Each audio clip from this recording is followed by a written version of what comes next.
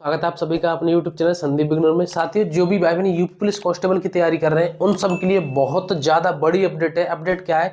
जो आपको डर लग रहा था कि हमारा एग्जाम 11 फरवरी को होगा या नहीं होगा, उसका जो नोटिस आ चुका है। अभी मैं आपको विद प्रूफ दिखाऊंगा कि नोटिस में किस किस तरीके से क्या लिखा हुआ है और कब आपका एग्जाम होने वाला है। देखिए, मैं आपको बता दूं, पहले तो ये जो ऑफिशियल नोटिस है इसमें साफ साफ बता दिया गया है कि जिस हिसाब से उसमें बताया उससे लग रहा है कि आपका जो एग्जाम है वो 11 फरवरी को अब नहीं होने वाला है। ये बात मैं आपसे पहले भी एक उसमें वीडियो में हर वीडियो में बता रहा था कि आप इंतजार करिए, थोड़ा समय आने दीजिए, आपका जो एग्जाम है 11 फरवरी को तो नहीं होने वाला है। लेकिन इतना लेट भी नहीं होने वाला है। आपको मैं इस नोटिस को एक बार दिखा देता हूं, आप स्क्रीन पर भी देख सकते हो, मैं आपको यहां से पढ़ के दिखा रहा हूं।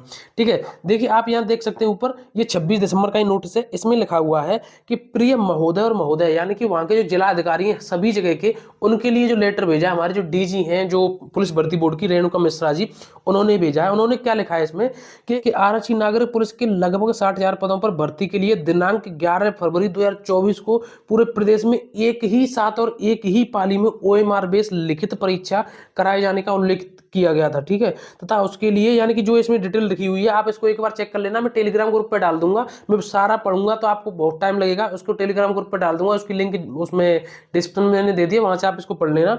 तो यहाँ नीचे थोड़े जो मुख्य जानकारी उनको पढ़ लेते हैं। यहाँ नीचे लिखा हुआ है कि उन परीक्षा केंद्रों द्वारा उक्त परीक्षा दिनांक 11 फरवरी को कराए जाने के संबंध में उनकी सहमति तथा उनका विवरण निर्धारित किए गए प्रारूप में दिनांक 28 दिसंबर तक बोर्ड को उपलब्ध कराने की अपेक्षा की गई थी।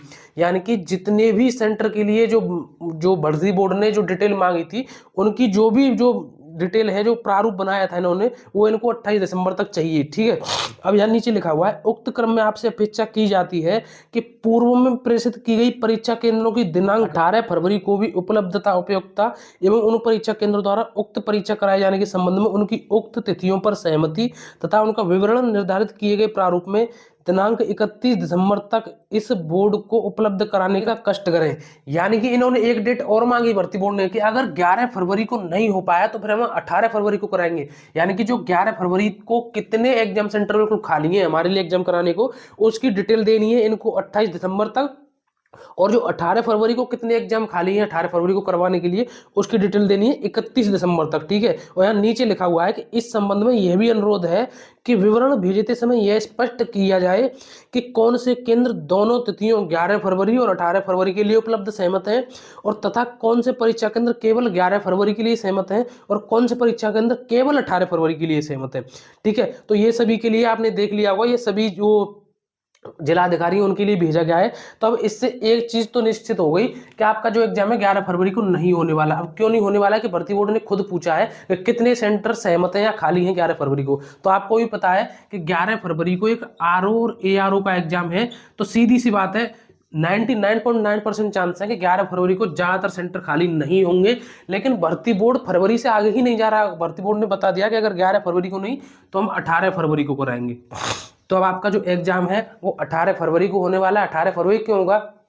क्योंकि जो इनको एग्जाम है वो संडे को कराना है, 11 को संडे पड़ रहा है। अगर ये यहाँ नहीं होगा तो फिर आपका एग्जाम 18 फरवरी को होगा। ठीक है, तो आपके लिए बहुत बड़ी अपडेट है। अब ये बिल्कुल मानकर कंफर्म समझ लीजिए कि आपका जो एग्जाम है वो फरवरी में ही हो रहा है। ठीक है, अब मैंने यहाँ लिख दिया अब एग्जाम कब होगा, तो ये मैंने आपको बता दी कि आपका जो एग्जाम है वो 18 फरवरी को होगा। आपने ऑफिशियल अपडेट भी देख ली है। ठीक है, और उम्र में छूट के लिए भर्ती बोर्ड की ओर से ऑफिशियल वेबसाइट पर नोटिस डाल दिया गया है कि उम्र में आपको छूट मिल गई है। तो बहुत ज्यादा बड़ी खुशखबरी है और सबसे ज्यादा इस पर ध्यान देना है साथियों। ये इतना समय बचा नहीं है अब कि आप इधर उधर घूमते रहें। आपको अच्छे तरीके से, बहुत ही बेहतरीन तरीके से अब आपको तैयारी करनी होगी। मैं आपसे बार बार कह रहा हूं कि आप PYQ लगाइए और अपनी प्रैक्टिस कीजिए। ठीक है, PYQ लगाइए और अपनी प्रैक्टिस कीजिए। उसके लिए मैं आपको एक बेस्ट बुक बता देता हूं, मैंने आपको पहले ही बताई है।